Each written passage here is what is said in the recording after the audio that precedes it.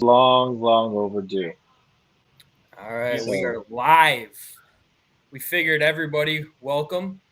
We have to. Are we have live? to go live that we finally broke this streak. Frank, I don't think we're Didn't live. get to a full year. It says we're live. Doesn't say it for me. It says we're live. I just got the I notification. see we're live. Yeah, we're Yeah. live. Oh, now we're 20 live. seconds Okay, in. I see. Stop Sorry, StreamYard is smoking being whatever weird. that you were smoking before the game got going. You go This ahead. is You long, two long talk really overdue, quick. I boys. got to share some stuff, so go ahead. Wait, am I talking? Yeah, go ahead. Talk. Oh, yeah, sure. I can. You talk. never shut the hell up anyway. Easy, go Yeah, for I it. guess you're not wrong about that. Well, look, all I gotta say is thank God. like this is more. If I'm being honest, it's more relief than jubilation. Like I'm just relieved that we finally got in the win column. But honestly, relief's a pretty good feeling. Like it feels pretty damn good. DJ Moore might be the best receiver the Bears have ever had. Look, I mean, Just by one game. honestly, look, I love Brandon Marshall. I thought Brandon Marshall was great when he was with the Bears, but I think Dennis McKinnon was really solid. Willie Gault obviously had his moments, but DJ Moore might be the best receiver the Bears have ever had, which is kind of sad to think about because it's been 5 games. But look, I'm just also I want to shout out some of these guys, specific players tonight. Number 1, Cairo Santos, 4 for 4 on his field goals, made all his extra points. He's been our most consistent all year.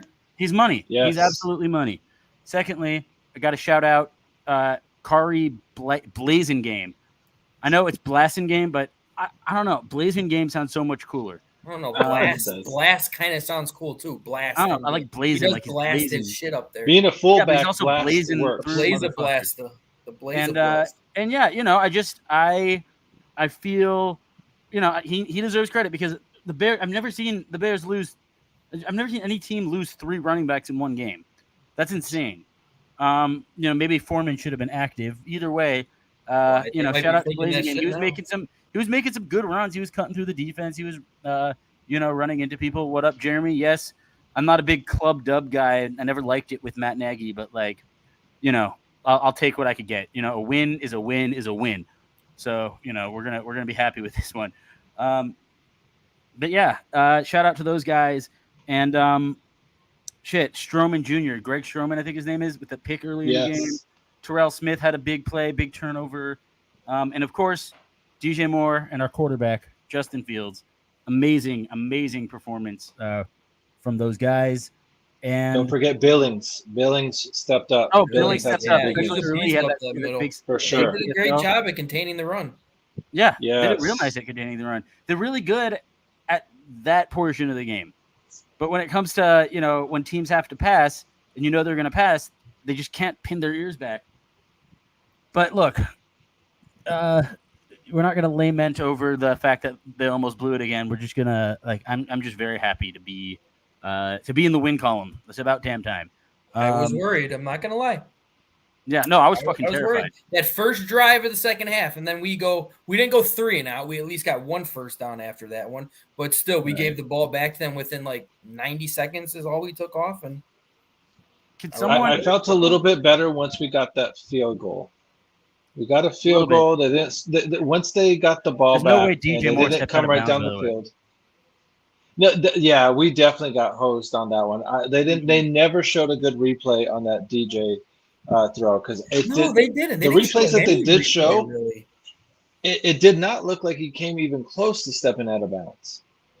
I mean, but they blew the whistle premature. The only thing we can say though is the ref was right there. He was right there. And also, we didn't really get to see a good replay. But my theory is that they cut away fast when they know they got it wrong. But look, I don't know. Either way, we end up getting points on that drive anyway. But could someone teach Cody Whitehair how to snap the ball? He hasn't been. I mean, this time he somewhat has a reason. He hasn't really done it. He did it training camp this year, but never does it in practice anymore. Never really does any of that. And it's not like he can't snap it. He just can't do it from the shotgun. I feel like he is just awful from the shotgun. But that's how he was. I'm not trying to say. Obviously, professionals could do anything better than any of us can do on the football field. However, I think when it comes to the simple act of snapping the ball, I think any of us could do a little better than Cody Whitehair did tonight at that. That being said, filled in at center and did a good job. I was really impressed, especially early on with the pockets. I think the offensive line played really, really well early in the game. Yeah, Darnell Wright got worked a couple times by Montez Sweat. Sweat's one of the best pass rushers in the league. Montez Sweat is a beast. Exactly. Darnell Wright is a rookie. Again, that shows bad coaching where he should not be left one-on-one all the time. But, I mean, for the most part, he did contain him. I saw 3, maybe 4 times that he kind of got worked over pretty nicely. That was early in the game. And the first play of the game, he got worked over bad. But then, even when he did get worked over, his footwork is so beautiful that he's able to get into a place where it's not getting at least right at the quarterback. It seems like I don't know how to put it, but his hips always look like they're in the right place. Yeah. And his arms don't. Like, his arms could be over here, but his hips are still in the way. Yes. And he doesn't hold either, knock on wood. He's going to be a really good player, and, you got a budget for really good pass rushers getting through your rookies. That's just kind of going to happen. And the Bears still managed to have a really nice offensive showing. Still a little questionable play calling towards the end of the game there, I thought. They got real conservative with the lead. I don't get this conservative crap. I really hate this conservative crap. And they are still learning how to win. And you're not wrong on that one. There's no question about that.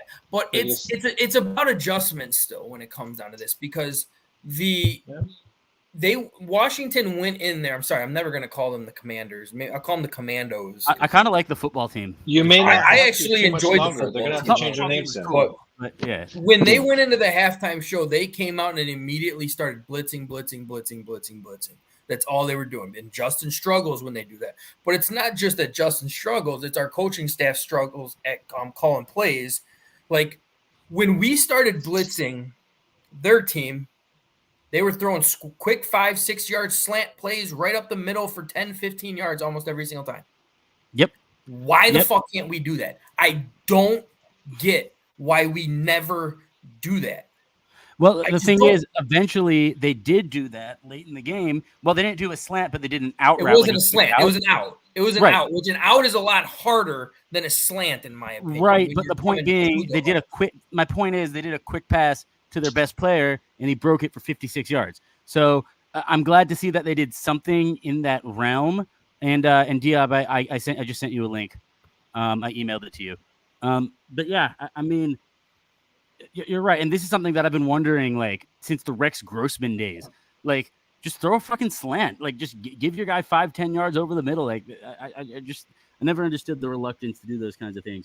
Those are the times where you wish, I mean, I hate to say his name, but you could throw Mark Trestman in as maybe like a wide receivers coach, because he threw slants all the fucking time. Too much. We were yelling at him about it.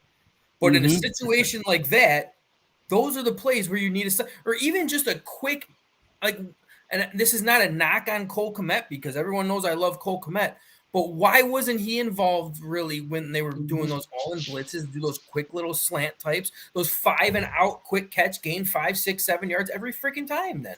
Yeah, no, run the clock. The thing is, a guy like Kmet should always be a mismatch. He's taller than everyone. He should be able to, and he had a monster first half again. You should be able to play a little basketball with him. Although, he did piss me off when he fumbled today. I'm glad we recovered.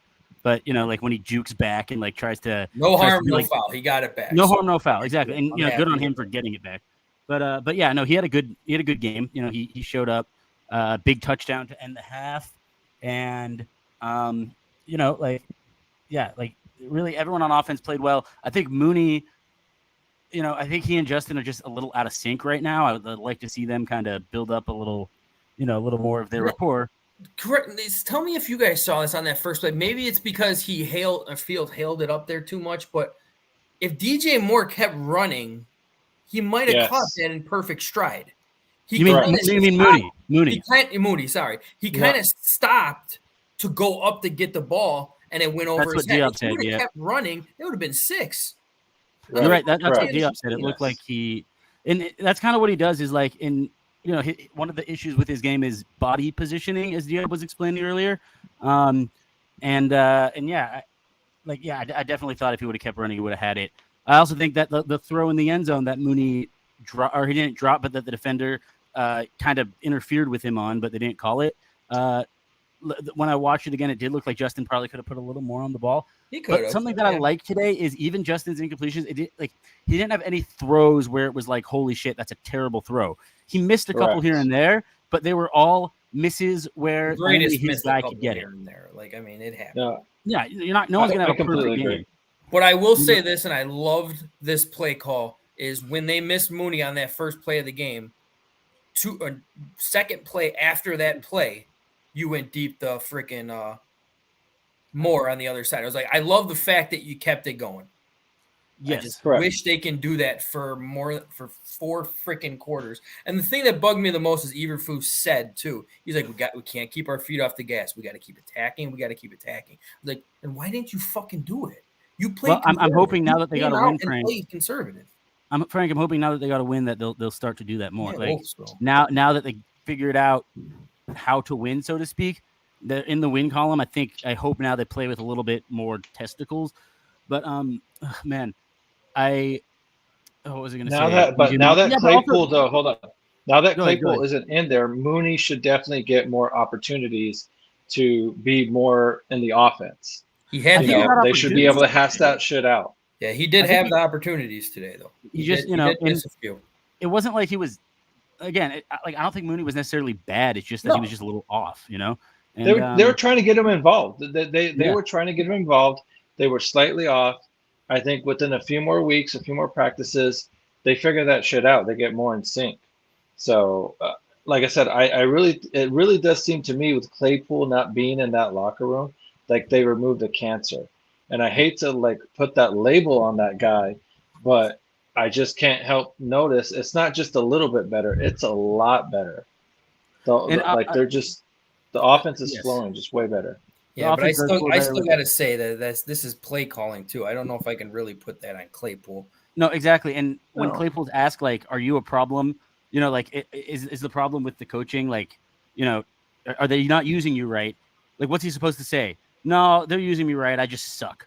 He's playing for a contract. I was not against what he said because he was 100% right. No, he was right. He was right. It's yes and no because you look at some of his tape. He's not running great routes. He's putting some dog shit. He's certainly running routes into that. Yeah, is right too. You're both kind of right because the offense has been so much better ever since Claypool, hasn't been playing. We had 2 straight weeks of really good offensive production. That said, but having one guy not believe in the scheme or thinking oh, this ain't gonna fucking work, saying that shit or kind of having that type of attitude rubs off. But let me tell you this though, because this is the thing that kind of bothers me about that is DJ Moore said that, Justin Fields said that, Cole Kmet said something similar like that. A few defensive players said that. But one person said it and that person got punished. I mean, I honestly don't think they liked Claypool. They didn't like his effort. They don't like his effort in practices. They were looking for a reason to drop him, and this was just that reason. Yeah, no, that's honestly fair. I just wish they hadn't given up a first-round pick for him. And I want to flip it to this. I want to flip it to the defensive side again too. Okay, can I say one more offensive point real quick? Go for it. Yeah. I just want to say, in addition to DJ Moore, even when you have a lead, throwing downfield to him, even late in games, another reason why, the reason why that's not a bad thing is first of all, if it's intercepted, it's an arm punt, and secondly, the chances of you getting a pass interference penalty on a really good receiver like that are very high. And the football team, the Washington football team, was trying that a lot. And, it worked. I'm so glad the refs picked up that flag on Tyreek Stevenson, by the way. That was such a smart move. But just throwing Chef in there. What up, Chef? What up, Chef? But point being, late in games, you have the lead. Driving home, Chef. Be safe. Throw downfield to Mooney. Throw downfield to Moore. And if he doesn't catch it, there's still a good chance to get PIs. So, that's pretty much all I wanted to say about that. It's just be aggressive late in games. That's what I want to see from the offense. We can flip the defense. We'll stay on the offense for a little bit. We'll try to keep it. But when it comes down to this, and I'm going to give a huge shout out because I'm not going to say a hater on him. I just didn't think he was much. And now this is 2 straight games. And I hope he's okay. Khalil Herbert, man. Mm-hmm. God damn! Like these last 2 games, he looked like real he good. is just turning into. I felt like. I mean, I'm not saying this to bring him down, but it seems like his speed's not nearly as much there right now. But when it comes down to that, his power is ridiculous right now, man. That guy is not going down. He runs like someone said, if you don't score on this play, I'm going to burn your house down. Like, he looks like he's just angry at the ground, and he just runs through everyone. He's a bear. Like, he's a good, solid bear. And I respect him. Like, I respect the hell out of how he plays. And Jeremy, I'll give you, I do remember you saying that. And I mean, it's only been 2 games. I'm not knocking Herbert, but he's still not a good pass blocker. And he is still not a good catcher out of the backfield. I think he's kind of improved maybe a little bit on those. He dropped one today on those screen type passes, but again, he had half the running backs in the league are not good at pass blocking. You're not wrong on that. But when you have a shitty offensive line, pass blocking can help. I don't know if I want to call our offensive line shitty anymore. I think Jenkins helped a lot today. And that's a good defensive line. A lot of time. They did, and today. This is one thing I will say. I am officially over Braxton Jones because Larry Borum is way better on that side than Braxton Jones. Whoa. That's not a whoa. That's a fact. No, I agree. How many false He got beat quite a few times this week and last week. Braxton's gotten beat like literally 50% of the time he's out there. Braxton's still got to lift more. Just I think it could Braxton's be good. But not ready. He is not ready. Borum does have a year ahead of him. He does. I'll give you that. He does have a year ahead of him. I also and that's a very important thing, Coach, that you mentioned. He does have a year on him, and I think that's an important thing that we sometimes forget. Is that when I say Braxton Jones isn't ready, that doesn't mean he doesn't have the potential. A lot of these guys were taken 4th, 5th rounds because they're developmental. Mm-hmm. It's going to take some time for a lot of these guys to get good. And, we're going to see it pretty soon with Darnell Wright. I think we've seen Jenkins improve a lot. I think he started off pretty good, but I will say this, when Jenkins was not in the game, it was noticeable. Yes. Clearly 100% noticeable. Because Collins was getting run over. We weren't able to establish any run game whatsoever. Even though we didn't have running back. I like Jyree Carter, but he has – there are moments where it's very distinguishable that he's in when he gets railroaded by a tackle. Yeah. I like the kid a lot, but I don't think he's there physically yet. Maybe he'll never be there, but there are moments where he plays where you don't notice him. But the plays that you notice that he's in, you're like, God damn, he got steamrolled. Yeah. And he got steamrolled. I at least visually saw it twice today when he got steamrolled. Yeah. And that's not good, because that was one of the ones where Justin Fields, where you were just like, there's our offensive line, when he literally snapped the ball and he had somebody in his face right away. That said, also Larry Borum has a benefit. I mean, he played right tackle for a full year. Right tackle. So him going to left tackle, it seems like it may be a deficit, but it actually may have benefited him playing the left tackle to where he's a suitable backup or a quote unquote swing tackle. Well, he's at the very worst. At the very worst, he's a swing tackle. Yeah, and I think that's good. I think he's one of those guys you could plug in at any position on the line. That was part of his draft profile, and that's why I still think he was a really good pick. Also, there was one moment today where I was looking at the offensive line, and it was like in order. I believe it went Darnell Wright, Tevin Jenkins, Whitehair. I can't remember who was the left. Oh, Davis and Borum. And I was like, okay, this isn't so bad. Like you could get a worse offensive line than that. And they proved it. They were holding up in pass protection most of the day. Justin got sacked a few times. He also held the ball, like he does, a little bit too long. But God, I can't sit here and criticize Justin after his performance today. And same with the line. They mostly did a really good job. I'm impressed. Just no turnovers from Justin. That was big. Since we got the crooked commission right now, who's got DJ Moore on that fantasy team? I do not, but I'm really shocked that he's only second all time for a single game record. 230 is an amazing stat. Who has the record for Bears? I don't know. He's second all time for the Bears. Second all time. Exactly. Game is number one. Who has the record though? Who has number one? Number one is Alshon Jeffrey. He did it against the Saints, I believe, in 2013. And he only had like 240, I think, or something. Yeah, like 249. Really? And then the all-time record. Okay, so it's a recent record. Okay, I thought it was like one of those old school 1950s guys or something. No, I'm gonna keep nerding out. The all-time record is Calvin Johnson, who had 336 against the Cowboys in 13 or 14. But yeah. Yeah, and let me address this. I'm so fun at parties. I'm going to address Matt on this one. Cody is not a center. Snap-wise, Cody is not a center, but he is still a better center than Lucas Patrick. Yes. Lucas Patrick is just a glass house. That guy, if he stubs a toe, he's out 6 to 8 weeks. Like, I mean, he went to the locker room again. Stay healthy. Like, he can't. And that was his issue in Green Bay, too. A lot of people were saying that. Like, he had potential, but he can never make it through a full season without getting hurt. He is the Anthony Davis of the NFL. He is, not nearly as well. good. Anthony Davis is a much better player, so I won't say that. Actually. Yeah, no, I think that would be Bakhtiari, honestly. But no, there's always like that one player who feels like they're getting injured every single game.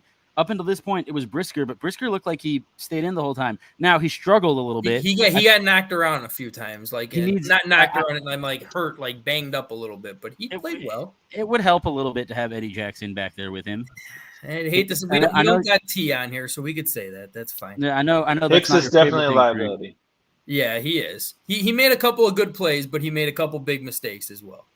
Yeah. And I mean, it's a learning curve for him too. I mean, he's in his second year, and he's not ever even getting any playing time yet either. So, also, he's definitely learning on the job. Tyreek Stevenson, I want to talk about him real quick because he got burned a few times, and all I've heard is how great he is. He missed some big tackles too. He's a big tackler, and he had a rough game. Yeah, he's still a rookie. There's no question. We're not knocking on him or anything like that. He is a rookie, and unfortunately, as the rookie, he's considered the number one corner now, especially not in the slot. So he's going to get a lot of those. He's going to get a lot of draws against top tier receivers, and he's going to get beat a lot of the times. So you just got to hope that JJ comes back healthy because obviously Smith, who went out with injury late in the late third, early fourth. He went out with injury. He's the number one corner. And because he's so physical, he's going to get beat quite often, unfortunately. I'm feeling like once Kyler Gordon and Jalen Johnson gets back, something tells me about the way Tyreek plays that he could be such a good slot. Okay. Yeah. Tell me if I'm wrong. Like another nickel? Yeah, as the nickel guy, like as like a Bryce Callahan. You usually want him a little bit more lengthy in size, though. The problem but he's so physical is my point. He is physical. I'll give you that. The problem is his lateral quickness. When you have a guy who plays that nickel, you want that guy to be a kind of quote unquote smaller, quicker guy. Like the guy who's stronger in that slot is going to present problems because if he can't get that jam, he's going to get beat immediately. Yeah. I'm trying to remember. Didn't we have like a real physical nickel at one point? I'm trying to think who it was. Bryce Callahan, but he was quick and fast. Right. And then I think Callahan was the most underrated player we've ever had. Stevenson's strong north and south running and everything like exactly. that. He's more of a he's more of a vertical. Yeah, he's more of a vertical corner. He's not a east and west corner. If you want to take it back even further, Nathan Vasher was a very good slot because he was small and fast. Also, but he wasn't very physical. Charles Tillman helped him a lot. Exactly. Yeah, we had a dynamic defense that could have helped anybody. No, the best. I agree, John. That may have bought him than anyone. Zach Bowman led the league at interceptions one year because he was playing with Peanut. I'm just saying. But anyway, that's true. That's a whole defense. What I like about the defense, though, blitzing so much is that one play on third down, just because of the pressure, even though Gibson was open on the flat, it was still an incomplete pass. Yep. Just because of the pressure alone. Like, so even though we weren't there and it wasn't necessarily us that was stopping them, the fact that, that pressure alone just caused the pass to be rushed. And that's part of the benefit of being able to rush them there and why we should do it a bit more often. And the truth is the pressure was it was non-existent at times, but it wasn't horrible the whole night. And it got there a lot and they still weren't able to complete a lot of those sacks. Sam Howell was just like Cam Newtoning it up back there and just making people miss. which, you know, you want to see them. You want to see the Bears on defense. You want to see them be able to finish those tackles. But also, you know, props to Sam Howell. I think he played. You know, I think Sam Howell's got a bright future ahead of him. Yeah, I think he's a tough kid. If he can, that toughness can get you hurt though. Like those are the key things. Sometimes he's taking those big hits and everything like that you really don't want them taking. Is Sam a glorified Josh McCown?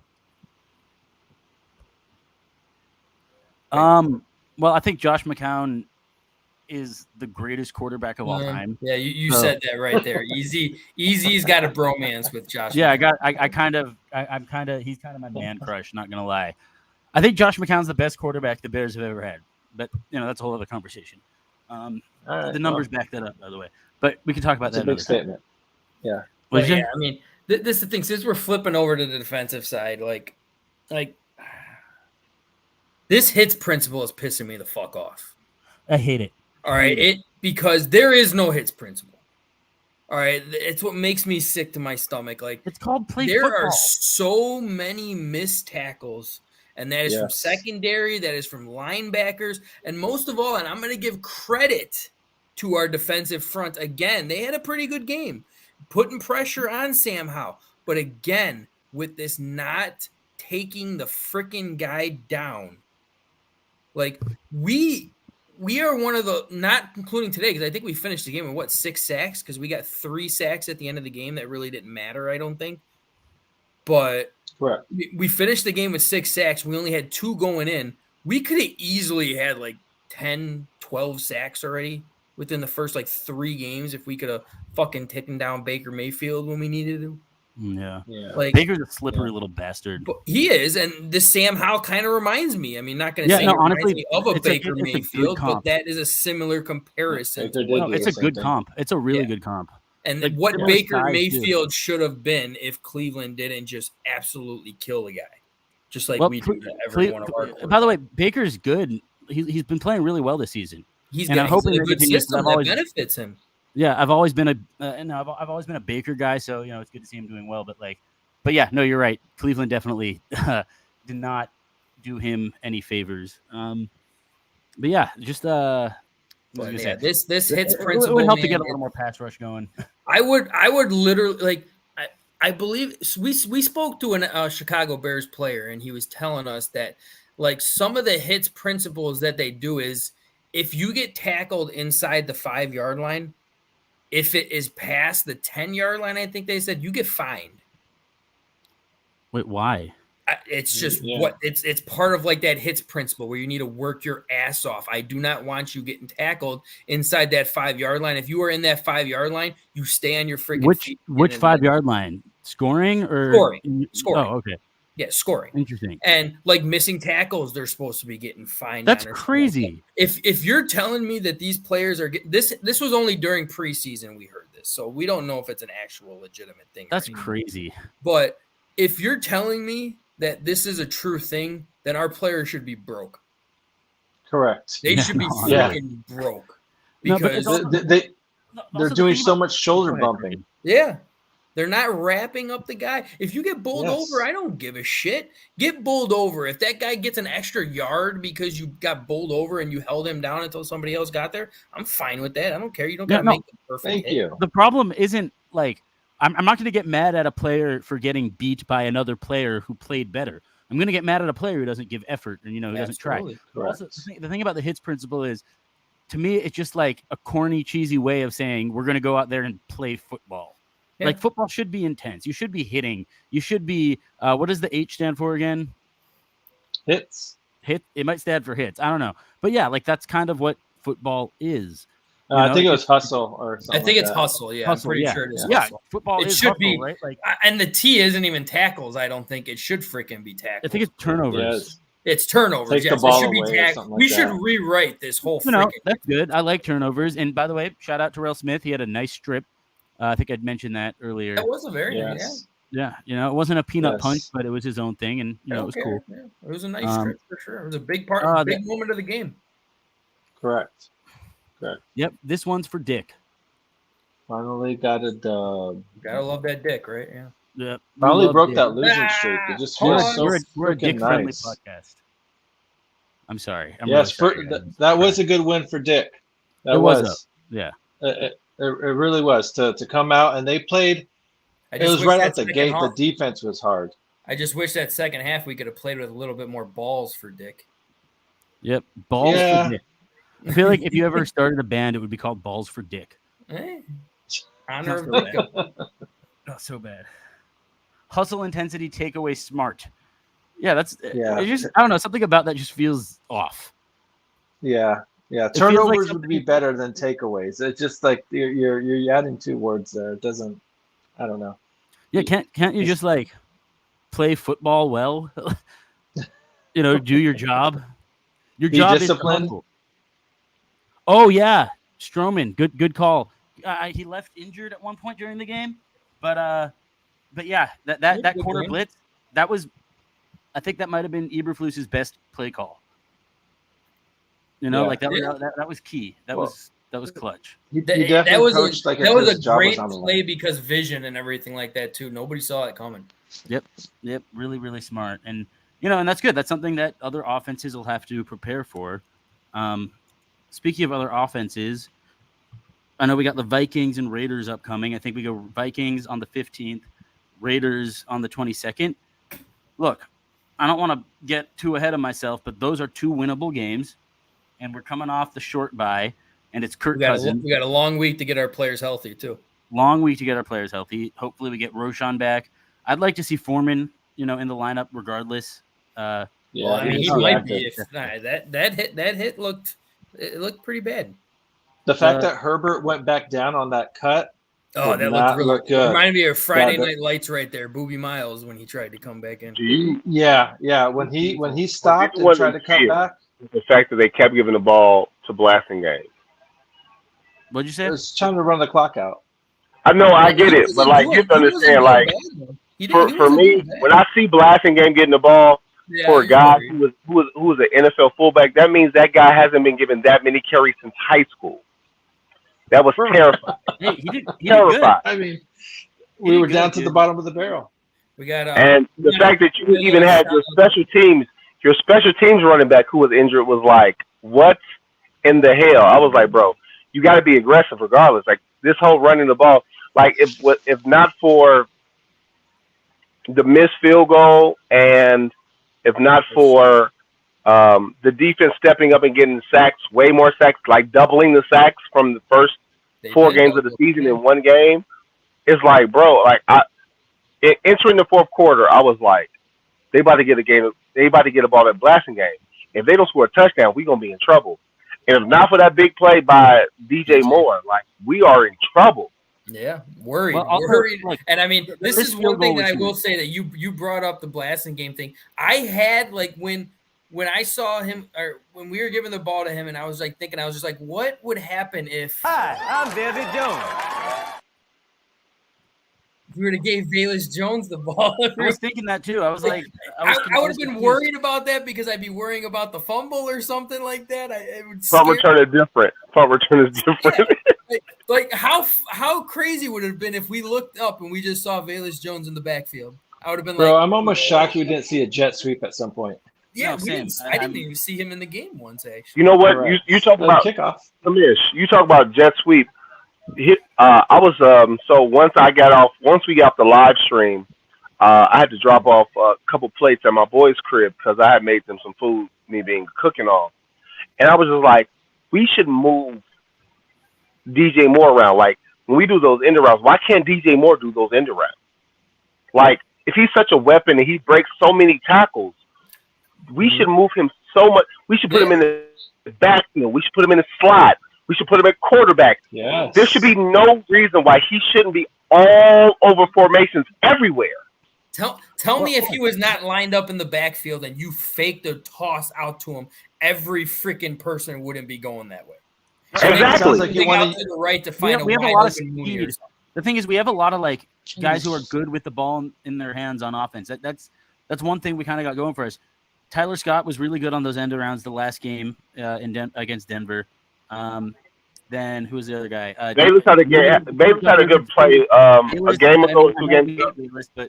What'd you say, Coach? Yeah, he had one nice catch. I remember. Bayless had a catch and a run that was pretty decent. Well, I think he had an end around where he lost like 5 yards though, didn't he? Coach, Well, I mean, obviously, we've lost that shit up. Bayless, we know we've lost because obviously George Pickens is obviously better at receiver than Bayless.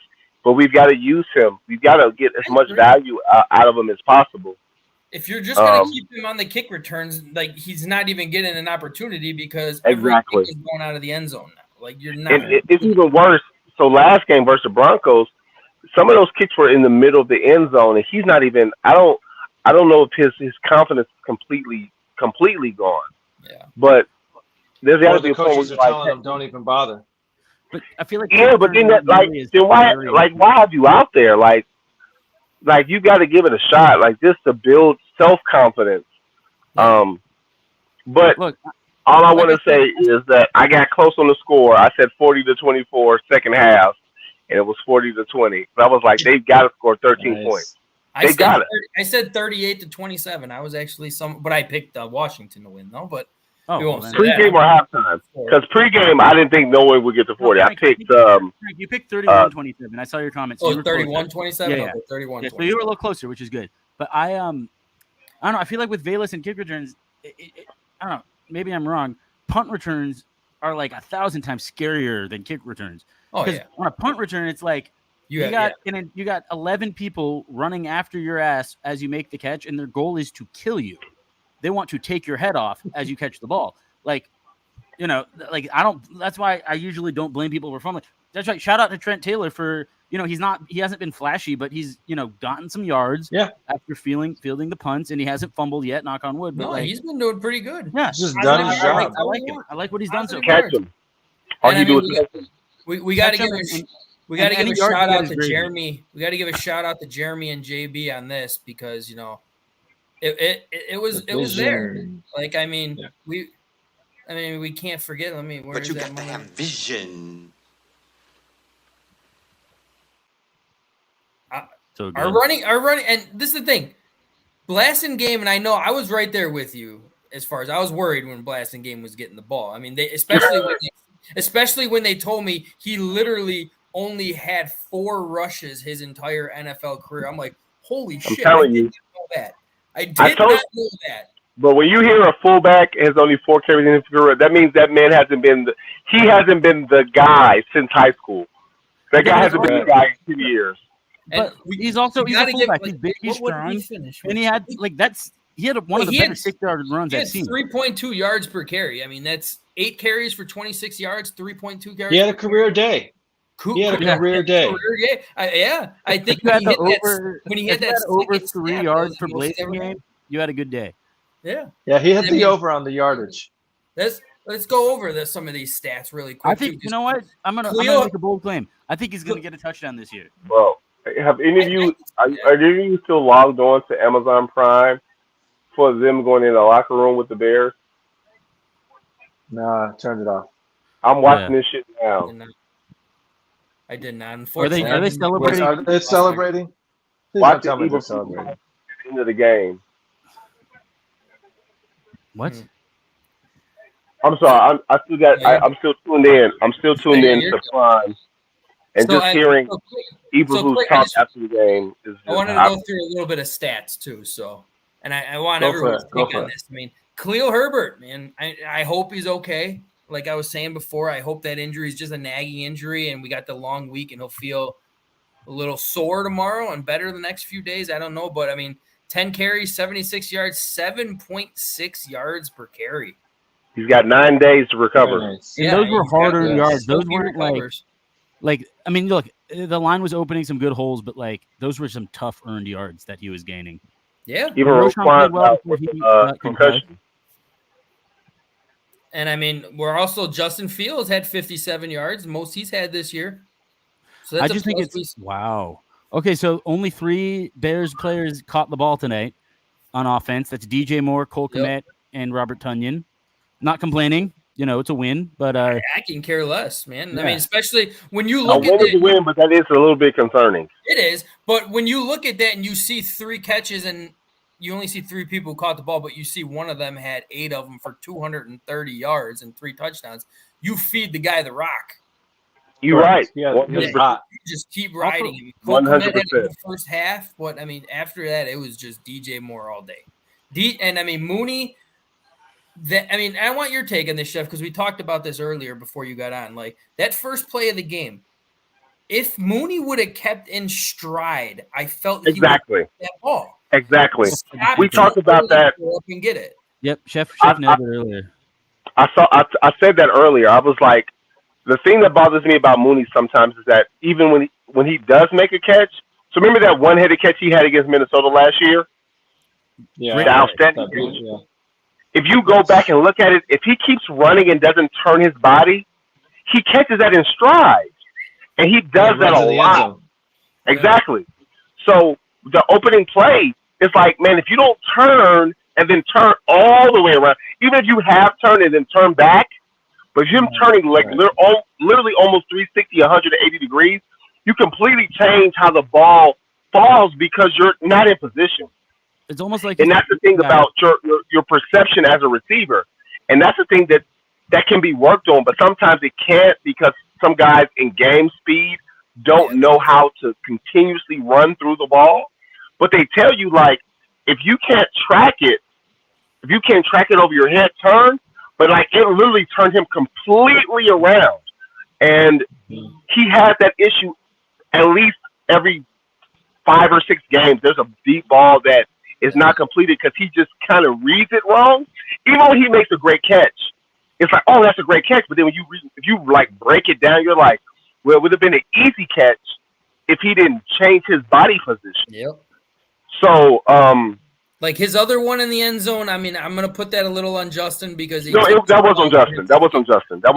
I saw Justin do like this. He knew it was on him. He just took he missed that one. That one was short. That one was short. Like if Justin doesn't put as much air, if he puts it more on a better trajectory, Mooney catches it like this. But because he put too much air, then Mooney has to adjust to the ball. But I'm just glad that we got to see some touch. Like, you know, it's like I said, Justin, he's adapting, and it's like, yeah, maybe he shouldn't have put so much air under it, but like, it's still good that he's kind of feeling these things out. Yeah. I think that it's literally probably his, I'm not going to say his best passing game. Let's see, JB says also left tackle Justin started to play better. I mean, I agree. If you watch Montez Sweat beat him several times today. He beat Wright a few times too, though. It's going to happen. So Montez Sweat's one of the best pass rushers in the league. Elite pass Very true. I had Montez Sweat had 3 sacks coming into the game. Young had 2.5, and then Jonathan Allen had 2. So they had 7.5 sacks between all 3 of them. Yeah. And they minimized them. Montez Sweat, I think, had a really good game for them. But I was never down on me personally, I was not down on Larry Borom. I know he lost his job coming from last year to this year, but I thought that he had done a really good job at right tackle. Now, it's rare that a guy who fails at right tackle is successful at left tackle. Yeah. Typically, if you fail at left tackle, they move you to right tackle. But if he can be a better left tackle or quote unquote a swing tackle, so now you got to decide Larry Borom or the young man from Southern Utah, then I don't mind that because both those guys are obviously left tackles. And, you know, Tevin Jenkins, now if he can start and not even have to sub next week, like that's the line you want. You want this line. Yeah. And they showed when they were out there, man. That was, and it wasn't just running the ball. I mean, they opened up some beautiful holes. Don't get me wrong for running the ball, but again, this was probably the best protection I've seen Justin Fields have. And Kevin played more in the second half than the first half, prior to the injury to Lucas Patrick. But I've never liked Cody Whitehair and it's weird. I didn't like him at center because his snaps, if you go look at his entire time with the Bears, his snaps are very inconsistent. But today, it was more consistent when he had to do it. But Tevin at left guard, like, I don't want Tevin has to be on the field. If he's healthy, he has to play every snap next week. Now, if he's not, obviously you sub him, you bring in your swing guard. But I like this look a lot better. Did Doug Kramer get hurt again? Our guy from U of I who we drafted? I think he got hurt again. God damn it, dude. But I don't think maybe it happens all the time. Maybe he's just not an NFL center because he's not a guy who can play guard. Obviously, he's an IQ guy. He's a smart center. And it's not bad if you're a smart center, but if you're going to go against guys who are 320, 301, or quicker than you, like if you're just not athletic enough to play the center position, then you can't be in the league. Yeah, there's a guy in Baltimore who was definitely more of the cerebral. He was an IQ center. He was an IQ center. Somebody. I'm just saying he's doing pretty well this year. Yeah, anybody I could do well surrounded by that fucking offensive line. Yeah, but that's not a knock on Mustapher. Mustapher is a serviceable center. Okay, look, I said it at the end of the podcast. I said that he played better. He played better at center last year than anyone played for the Bears. That's crazy. I never said. I never. Like Mustapher is not a starting center. That's it. Like right, but he's serviceable. He's serviceable for a backup to come in and help if need be. Sure. But sure. I didn't really tell you he was not a Bear anymore. But sorry. Starting center in Baltimore now. Three games in Baltimore. If Baltimore ends the year in top 5 in rushing, that'd be fucked up. He's going to be a Pro Bowler. That's cheating. They got Lamar Jackson. As soon as he leaves Chicago, he's a Pro Bowler. Man. Olin Cruz will be on here saying Roquan. I wonder if he and Roquan ever just like hang out after practice and they're just like laughing, like we were with the organization. Probably, I'm sure right? There's a lot of people like that. Yeah, no. Mitch Trubisky's just chopping it up. No, he's not. I know who was on Washington. Hey, I love Mitch. Was pretty solid on Washington. Mitch is not. Somebody in one of the groups I was in was like, what if Mitch ends up like who's the Seahawks quarterback? Geno Smith. Geno? I'm like, bro, you haven't watched as much football of Mitch Trubisky as I have. Mitch Trubisky, I said this, so pre-draft I gave Mitch Trubisky a second round pick.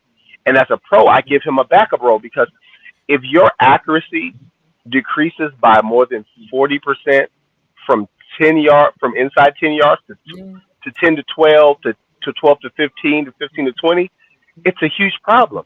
Like even a guy like Chad Henning. Pennington. Even a guy like Chad Pennington, he didn't have the arm strength, but his anticipation, his timing allowed him to throw the 10-yard out or the slot fade or something. Like you've got to be precise in those accuracy roles that you're not in those. I got the arm strength to make those throws, and Mitch just doesn't have it. He's just not that guy. Geno didn't have it until he was like 31 years old. It's all too good. I'm just saying, like, and that's fine. But Geno also was in some bad positions as a player. Like he's with the Giants, he got the start, and they ridiculed him not because of his play, but because of the play of the decision from the offensive coordinator and the head coach. And the funny part about Geno was, I always had Geno as a better quarterback. I just didn't think his deep ball accuracy was as good.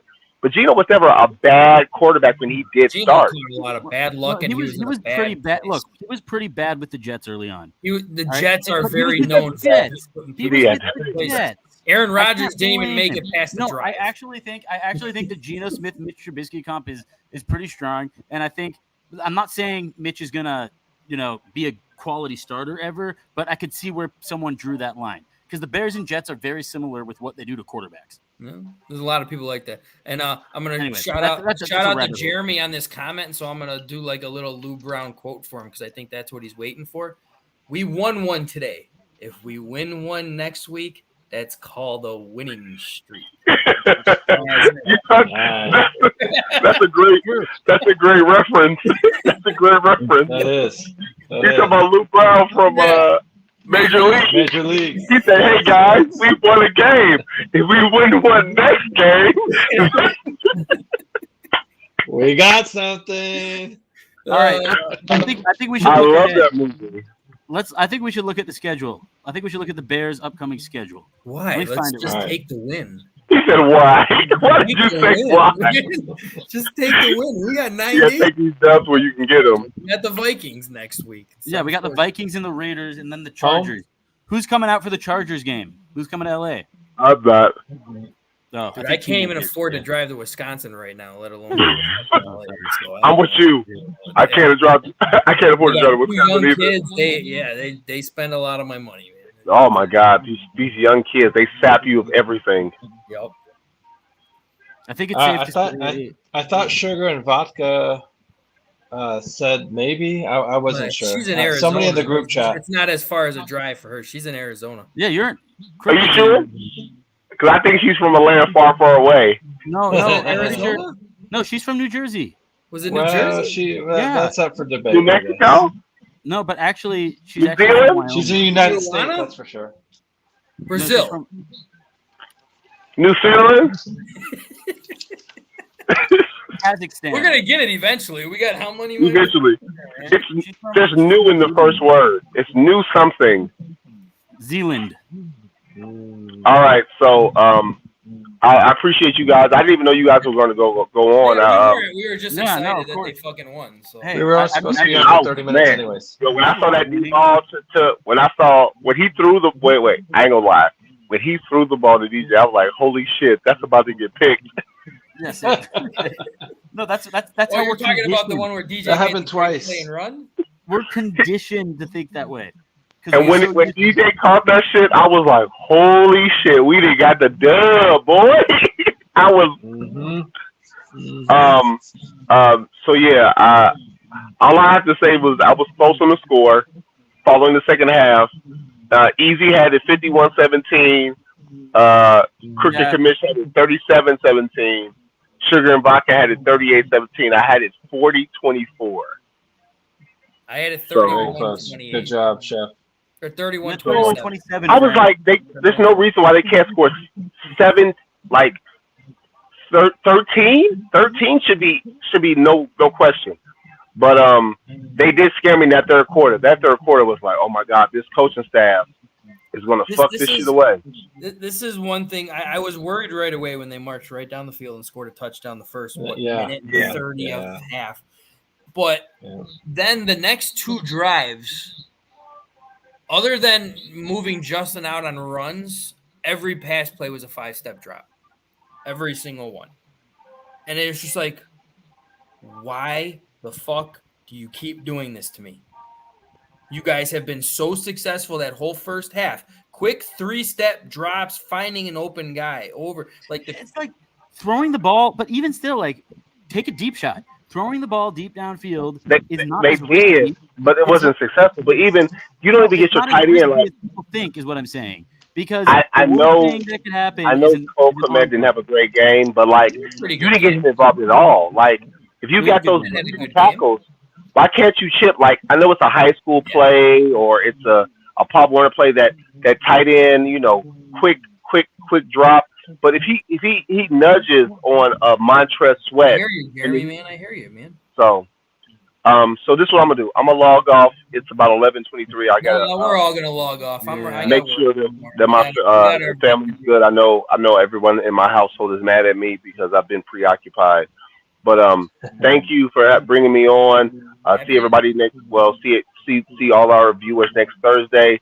Good luck. Not good luck, but hope you all have a great show. Easy and Crooked Commish and Frank, because all of you will be seen before I get seen again. So thank you again. Bear motherfucking down. They bear down legitimately. Amen to that, brother. A down. 40-point win. 40-point win, baby. 40-point win. Yo, let's do it again next week. Hell yeah. I'm all with it. So I'm going to get off of here. Easy. Frank the Tank. Be safe. Crooked Commish. You brothers have a great night. I'm out of here. Peace. All right, let's We don't have like any victory fun shit on here anymore. Yeah, it's not really. No, we got to work on that. We got to work. Oh, on I got that. one. I got one. Here we go. Let me find the it. The only one I got is my Yippee Ki-Yay. No, I got this. Who do you think you are? I am. That's a good one. I got to get the louder version of that. And I mean, to all the haters out there who are just, pouting, he's like, "Oh my God, you guys finally won a game." Say what again? Say what again? I dare you. Oh, you muted yourself, Frank. Say what one more goddamn time. And look, I That's think Chicago right there, baby. I'm so glad I don't need to see that fucking Elon Musk meme again, where it's like, oh look, Yes. every other team's won a game after he sold Twitter, but not the Bears. Yes. Yeah, Like, that is I'm true. so That has fucking been happy going I don't on. You can go ahead and burn that shit. Oh, All right, yeah, we'll wrap it up though. We all got All probably. right. Any shout outs at the end that we want to do? Hey, everyone who made it on with us, appreciate it, man. Yeah, thanks for I know it's tuning in. late. Everyone's probably got work in the morning, but shout out to you guys for jumping on with me. Shout out to Coach for jumping on as well. And fuck me, shout out Bears. Shout out to Chicago Bears. Fucking getting the dub tonight. I'm gonna give a shout out to Luke Getsy because again, you had a good offensive scheme where we had good offensive production, even though you change shit sometimes too when you shouldn't, and it pisses me off.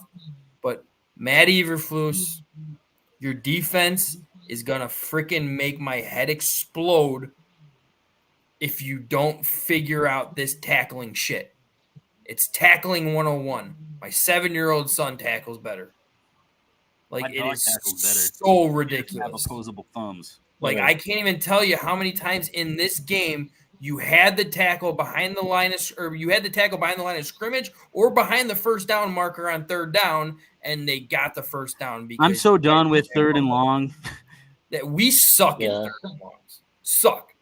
It just feels like an automatic first down every time. But that's a whole other but other than that, hey, shout out Bears. We got the victory. Shout out Dick Butkus and his family. R.I.P. Dick. All right, and glad you helped us up there. Always still every time we're on, I'm giving a shout out to the Mongo family. Always shout out to Team Mongo. Edinger. Always shout out to the Edingers. I messaged her. She didn't come on. They probably sleeping. But you guys got anything else? So shout out to the Chicago Clubhouse Easy Does It tomorrow night. Oh yeah, give your guy. And I think you got one coming up too, Crook. I think you're gonna go on. Yes, one on Mondays. Saturday. Or is it Mondays? On Monday nights. Yes, Monday nights is gonna be. But before that, Easy Does It on Fridays. Yep, we got Easy Does It on Fridays. I don't know. I have to check with Plunk to see if this one was their last one since both teams are officially done. So I don't know if they're doing one on Sunday or if this past Sunday was their last one. But yeah, shout out Crooked Commish has a fantasy football one starting Monday where he is going to tell us who to start and who not to start. Like if you didn't start DJ Moore, you done fucked up, man. Shame on you. My brother should have known better. Yeah. I'm pretty sure everybody started DJ Moore with a 32-team league that we have right now. 52 points. Hey, I know I did. Yeah. There we go. All right, take it easy, guys. Yep. Take care, everyone. Absolutely. Good night.